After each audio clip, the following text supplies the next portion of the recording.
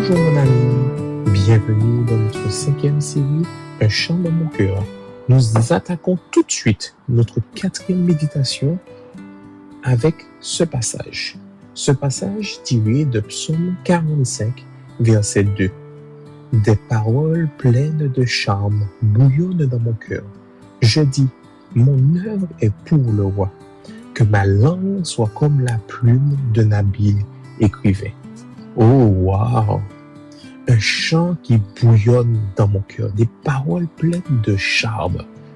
Vous êtes-vous déjà arrêté, prendre le temps de délecter les Écritures, délecter un livre, un ouvrage d'un auteur que vous connaissez ou que vous ne connaissez pas, mais que vous prenez le temps de vous asseoir et de lire. Vous avez déjà dû remarquer que quand vous lisez ces paroles, il y a une source qui vient, une source d'où sortent ces paroles. Oh, vous êtes-vous déjà posé cette question, mais qu'est-ce qui fait que cet auteur écrive cela? Alors, beaucoup d'auteurs écrivent par rapport à des choses vécues. Certains d'autres écrivent par rapport à des faits qu'ils ont constatés.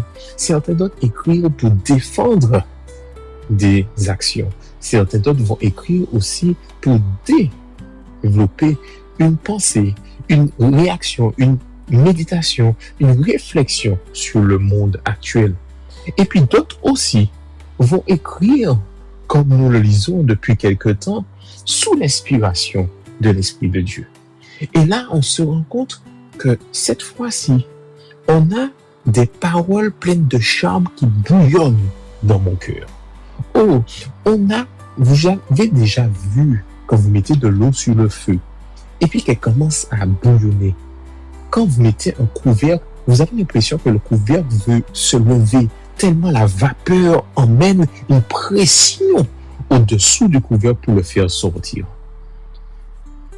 L'auteur de ce psaume vient nous amener dans cette réflexion, vient nous amener dans cet aspect d'une chose qui vient dans notre cœur et qui bouillonne, qui a envie d'exploser pour sortir. Quelque chose qui a pris le temps aussi de germer. Parce que vous savez que pour bouillir, l'eau a besoin d'atteindre une température.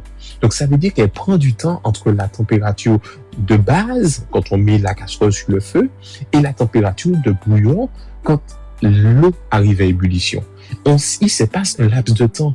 Pendant ce laps de temps, la température monte progressivement.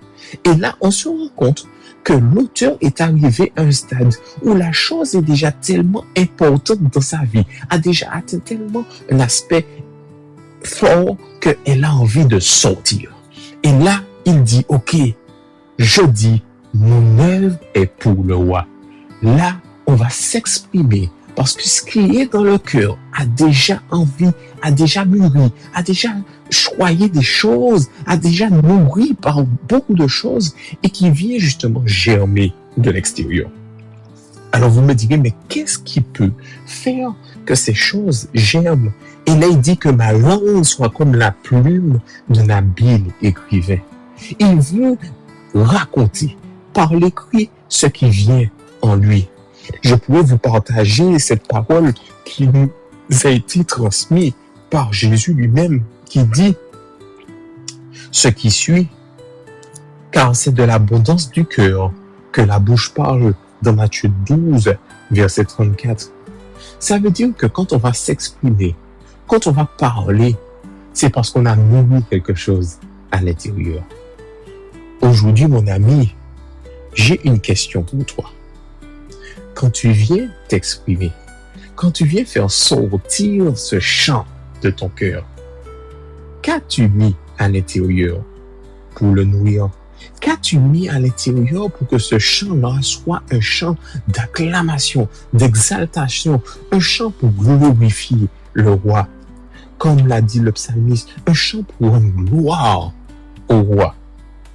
Qu'as-tu pris le temps de nourrir dans ton cœur? As-tu mis des choses constructives? As-tu puisé à la bonne source qui est notre Seigneur Jésus? As-tu puisé dans sa parole pour trouver instruction? As-tu été par la prière rechercher sa volonté pour que ceux qui rentrent à l'intérieur puissent rejaillir et glorifier le roi, glorifier Jésus lui-même? Réfléchis bien. Que mets-tu dans ton cœur? Et à ce moment-là, tu sauras que plus tu nourris ton cœur, plus ce qui va en sortir sera formidable, soit pour le bien, soit pour le mal. Alors si tu veux que ce qui sorte, quand ça boue à l'intérieur et qu'il a envie de sortir, si tu veux que ce qui sorte soit pour le bien, nourris-toi de choses qui t'élèvent. Nourris-toi de choses qui viennent de Dieu. Nourris-toi de la parole de Dieu. Regarde des choses qui t'élèvent. Écoute des choses qui vont t'élever. Lis des livres qui vont t'élever. Trouve-toi dans des places qui vont t'élever. Et si tu fais cela, si tu t'assures à ce que tu fais rentrer à l'intérieur est nutritif, est constructif et salutaire, sois-en sûr, quand ça va bouillir à l'intérieur et que ça va vouloir ressortir, les choses qui vont ressortir seront pour la gloire de Dieu, seront pour l'exaltation de Dieu, seront pour l'élévation de notre Dieu. Je te laisse là, mon ami, et t'invite cette semaine à prendre le temps de rechercher une nourriture, de rechercher quelque chose de nutritif, de constructif et de salutaire pour toi, pour que ton chant qui va bouillir dans ton cœur puisse être pour le roi. Je te laisse et je te dis à bientôt. Ciao.